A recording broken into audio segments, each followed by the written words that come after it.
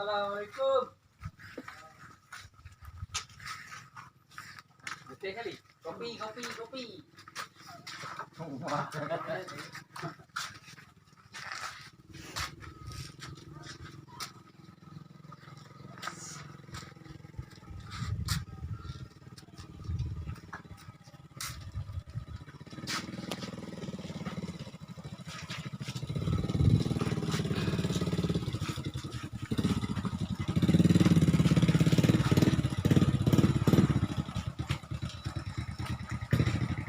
Mando.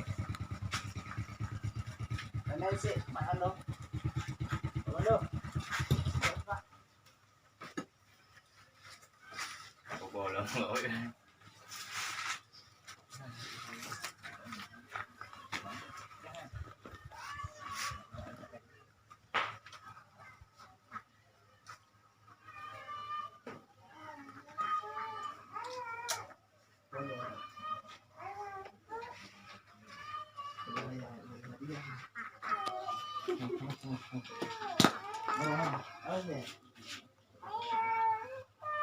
Ya, ada yang ikut.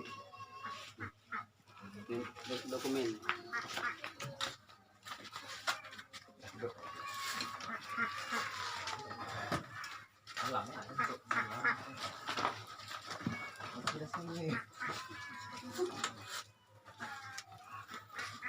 Jadi yang ini Pak, ya, kami ini dari perangkat kampung, Bapak Datuk, dari perangkat dari relawan, kami nak mengundang Bapak isu ada vaksinasi massal.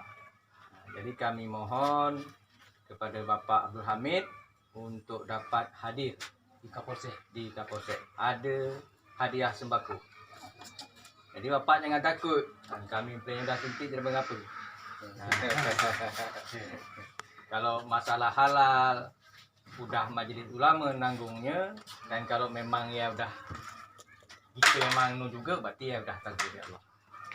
Jadi kami mohon, kami minta Bapak untuk hadir esok. Mantap. Hadir.